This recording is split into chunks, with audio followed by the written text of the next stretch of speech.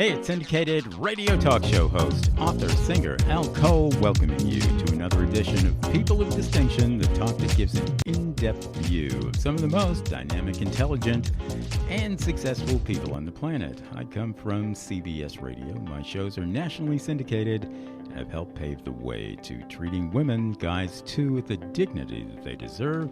And I do that with my show, People of Distinction, aired on top networks, including, you could say, the toppest, Apple's iTunes Radio Network under their professional news talk division, airing CBS shows, Fox News, NPR, BBC, the whole kit and caboodle, C-SPAN 2, best talk in the country, around the world on Apple's iTunes Radio Network under News Talk.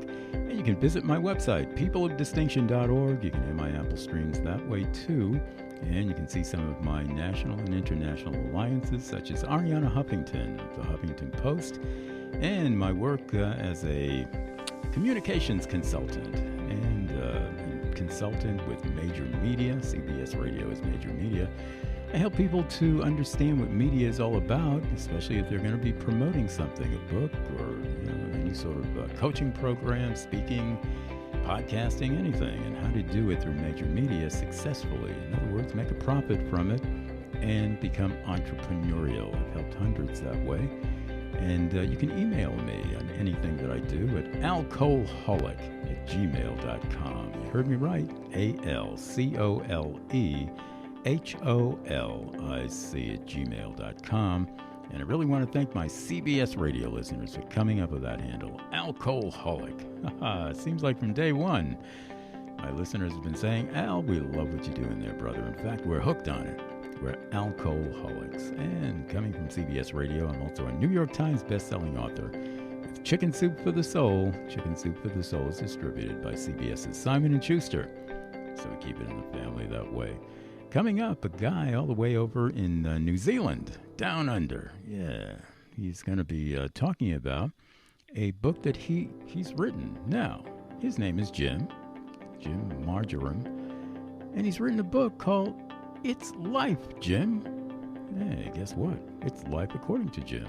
It's about Jim's life, and it's about life as a gay man struggling to understand his place in the scheme of things, and especially in a world, of course, New Zealand is part of, it's really westernized, even though it's not in the Western continent, but it has a lot of the same value systems as the Western world does, Western world being United States, Canada, Europe, especially the western part of Europe, where Christianity is taken over big time. We know that. And still most people in the Western aspect of the hemisphere call themselves Christians. And then we have that Eastern part, Buddhistic, and Taoistic, and Hinduistic, and all of that stuff. And Rudyard Kipling once said, never the twain shall meet. But, that's a lot of BS. We're human families. And we can meet with the heart and soul. We can meet with the everyday experiences. We have those. But it can be very difficult if dogma gets in the way. Now, in People of Distinction, we don't take sides as far as religions or as far as politics or anything. We'll talk about religions. We'll talk about politics. We'll talk about anything. My job is not really to take sides. My job is to find out information and give it to you, my listening audience, through my guests.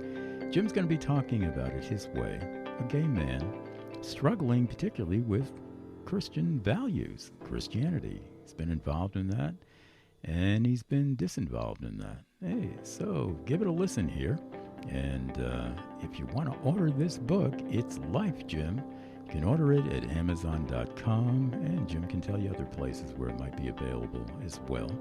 And I will say that Jim was brought to us by another big company, nationally and internationally, that brings us guests. I have a lot of them. I'm really blessed that way.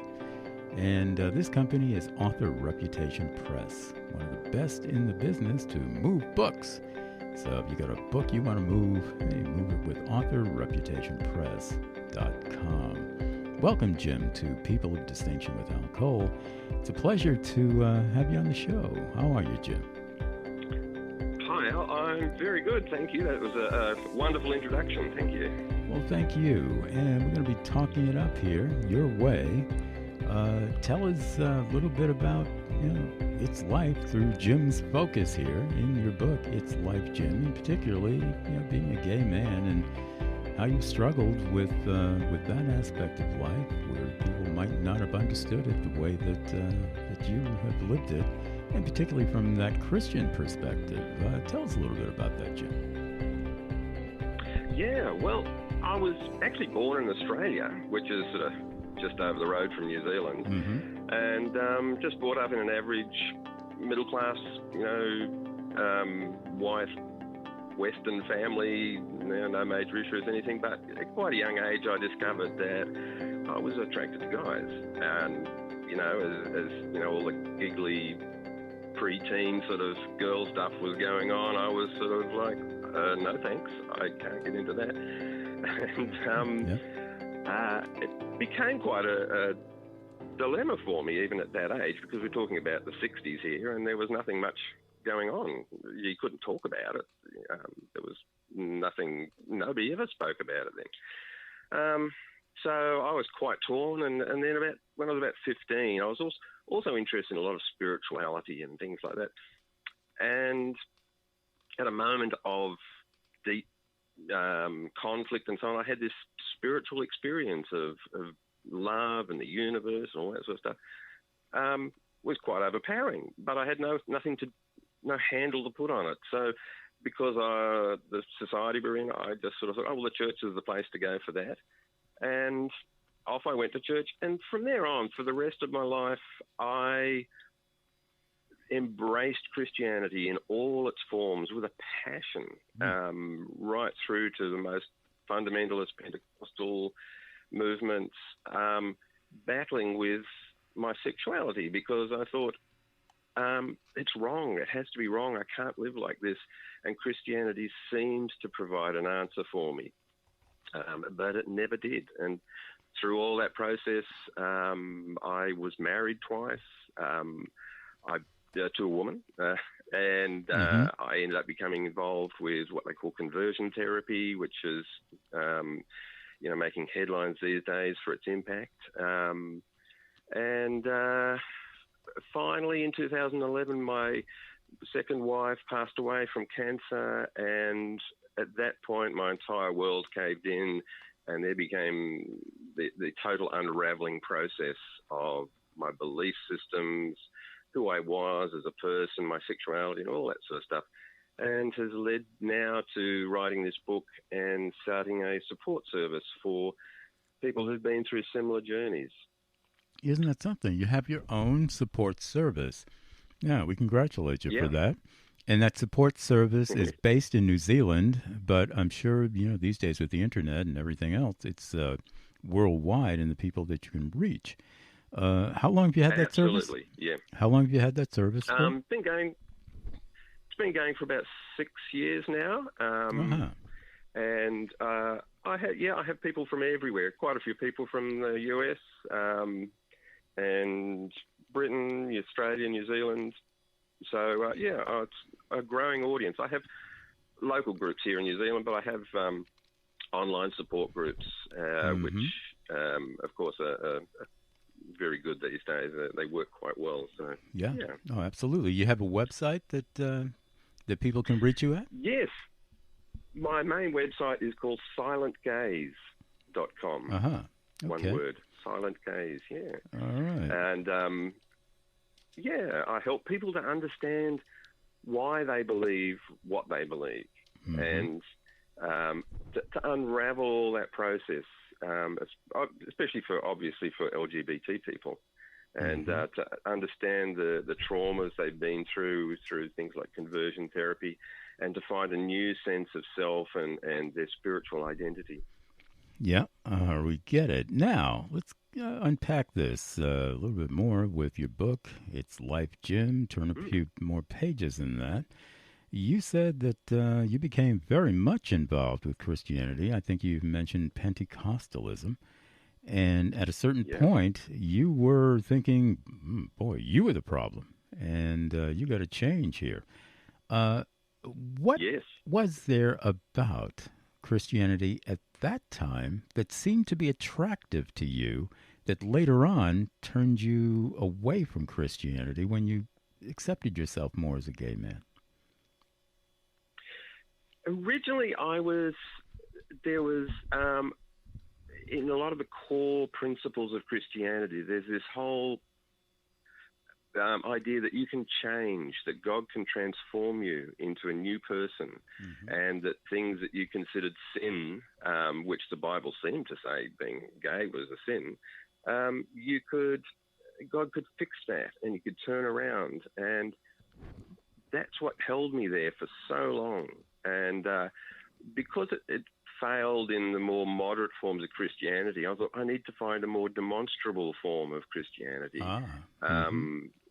And that's where I sort of moved more into the Pentecostal realm, because they had more miraculous things going on.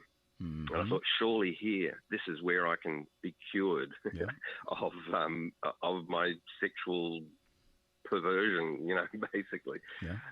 But of course, that didn't work, and I just kept moving on and on and on through that time, until I became involved with a conversion therapy group, quite a prominent one, and I was with them for 15 years, and with my wife together. She'd actually had a couple of lesbian relationships, so we understood each other to a certain extent. And we were also musicians and worship leaders in church, so we joined this organisation, and we persisted right up until she died. And but of course, nothing ever changed.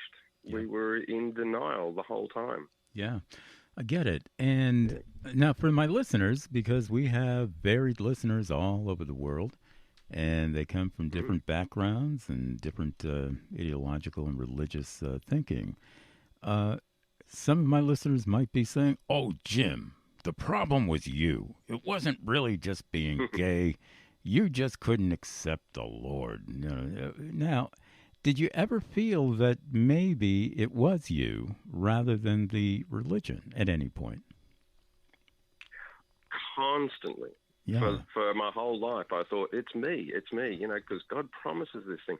And I actually had such a vibrant faith, and for me, Jesus was everything. I had this, what I considered an intimate relationship with Jesus. I would pray, and I would feel his comfort and his voice, and literally it kept me alive, because I was constantly suicidal and lived with depression.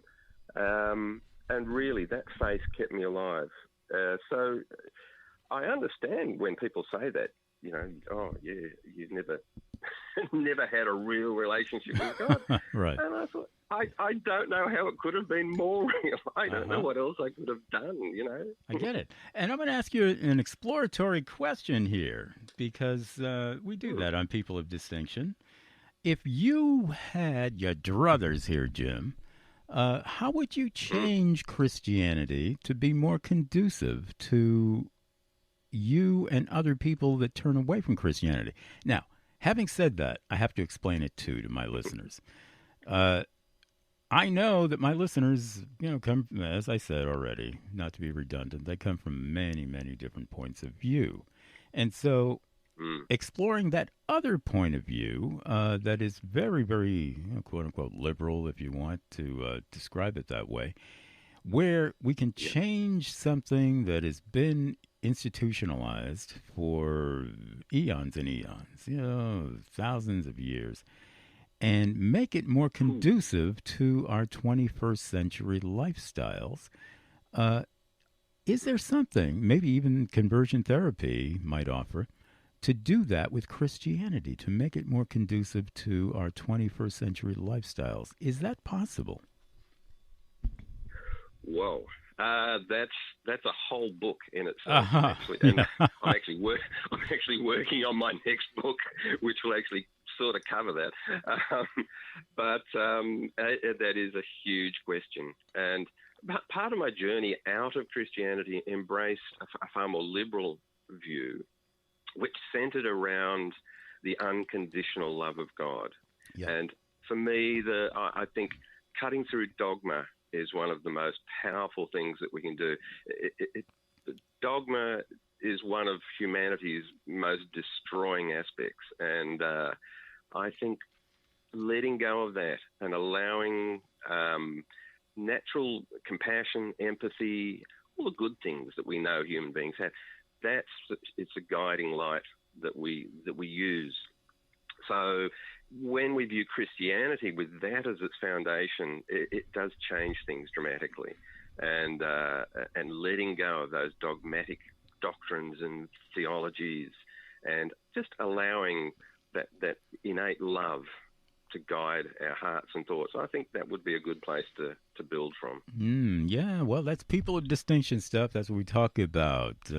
Adaptation for our human family. Yeah. And if you like it too, people, order this book. It's Life, Jim, by our special guest here today on People of Distinction, Jim Marjoram. And you can order it at Amazon.com.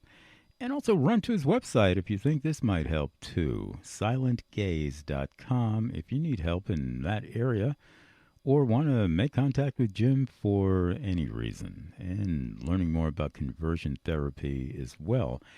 And we want to learn a little bit more about conversion therapy too right now, Jim. I think this is the right time. We've outlined the book. We've talked a little bit about the Christian influence and everything else. You've mentioned a few times in the show conversion therapy. For my listeners who would not be familiar with that at all, how does conversion therapy work, and maybe particularly in the way that you work it within your business, helping people, silentgaze.com. Tell us a little bit about conversion therapy. It's something that's evolved over many years. And originally, way back in the 60s and so on, it was actually quite brutal and involved, electroshock therapy and chemicals, and it was horrific. It was more akin to torture. But it's evolved over the years, and by the time I was getting into it in the mid-90s or so, it had become actually a gentle and loving process. But the foundation of it was that anything to do with sexuality and gender that wasn't traditional heterosexuality was caused by childhood trauma or a lack of correct parental upbringing and bonding. So for most groups now, it's a matter of the underlying principle is allowing God to correct those areas of your life and come in and heal you and change you so that you can become a whole person again. Some groups, the one I used, addressed it as relational brokenness rather than directly calling it, same-sex attraction and conversion from that sort of stuff. Mm-hmm. So it was a deep process of allowing God to change the way you are intrinsically at a very deep level. For myself, for example, the group I was with were very loving, beautiful people and very genuine. But through all that, after 15 years of working with these people, and I became a group leader and worship leader in this organisation, it was a whole subtle level of saying it was working, saying we were getting changed, but really nothing was changing whatsoever. Mm-hmm. And sadly, the end result is you end up more with a lot of religious obsession, ritualistic ideas, repressing who you really are, and very, very sadly is a lot of people who go through conversion therapy, they either just disappear from the scene, never to be seen again. Sadly, the suicide rate is extraordinarily high with Christians who've been through conversion therapy because they recognise that it actually doesn't work. Now, what makes give you a bit of an overview? What makes the work that you're doing right now with through silentgaze.com, what makes that different? from And conversion what I do is therapy. I come in. Well, what I come in is say, firstly with a totally non-judgmental attitude. So I say to people, if you've been through this and you're wrestling with why it hasn't worked, and you're questioning even your foundational faith in the first place, I give them spaces and resources to say, why did I believe that? Why did I believe it would work? And where do I go now with this? So I help them unravel dogma. I help them see themselves in a new light, and just basically saying, you're okay. There's nothing wrong with you. You're not broken. You're a beautiful person exactly as you are. And helping people process that information and work through the trauma that's been associated with being told that you're actually filthy, broken, and God doesn't love you unless you change, sort of stuff. Mm-hmm. I get it. And let's go into some possibility thinking here, Jim. I cap off all of my shows with possibility thinking, a way to encapsulate not only the information, and you've given out a lot of information about your struggling as a gay man in many, many ways, and of course with Christianity and other things, and the positive aspects that you've come to as well with silentgaze.com, your book, It's Life, Jim. Now let's encapsulate everything in terms of what if. What if it were a world that you were talking about where we do accept right from day one, and I'm going to put it this way. From day one, we have something in common. We're all born babies, and that baby comes out and says, wow, I'm here. I made it. I'm alive. And that baby knows that the greatest blessing in the world is life itself. And if we had institutions at that point that supported that baby's dreams of garnering even more love for life, and our institutions really did work that way, wow, hey, we're not here as a process of elimination or exclusion. We're here to include everybody, and everybody has that same mission to love life. And we're going to help out with the love orientations here. Whether you're gay or you ain't gay, whether you're a Christian or you ain't a Christian, or this or that, everybody has that equal opportunity. Now, a lot of people would say, oh, that's utopian thinking.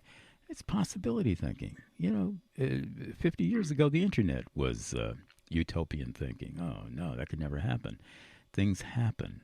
What kind of world would that look like if we did come together that way and accept each other's differences in very positive ways, maybe that you're doing with silentgaze.com?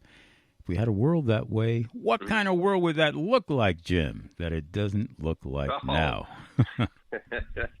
Man, I mean, that's my dream. And purely from the perspective of a gay person, for me to see children encouraged to love whoever they want to love and to express their identity in any way they want to express, without any preconceptions, any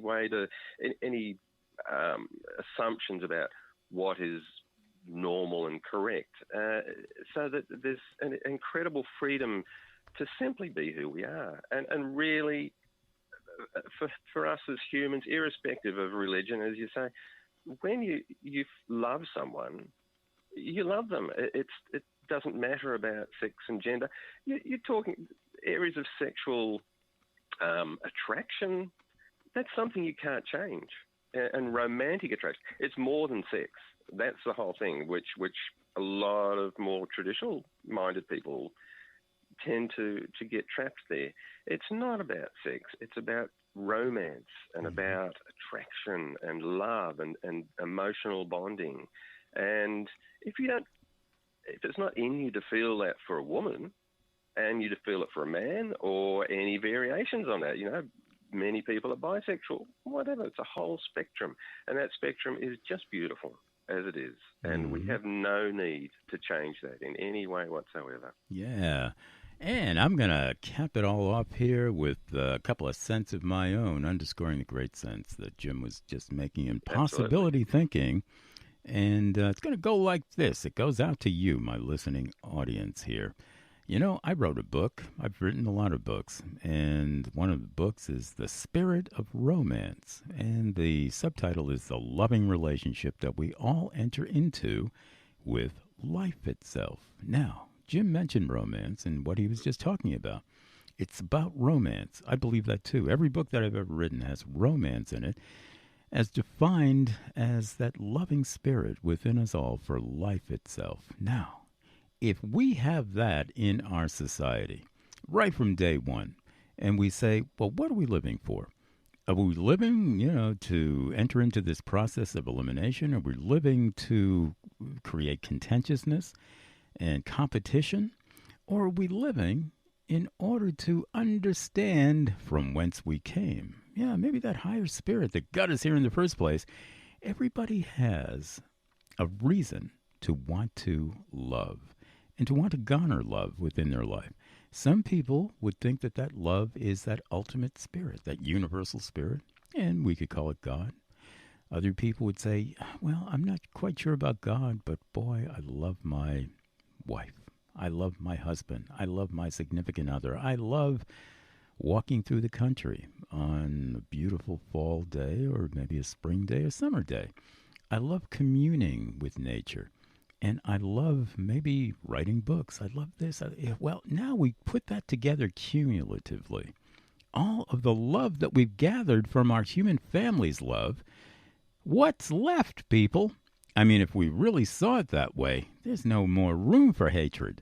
There's no more room for contentiousness. If we had systems that just ask people, hey, what do you love? All right, let's talk about that. Let's talk about the things that you love. We don't have to talk about the things that you don't like and the things that you even hate. And if we really did have that sort of society, it would look like the kind of relationship that you have right now with something that you would even die for because you love it so much. That certainly you would cry for because you love it so much. So let's put it that way.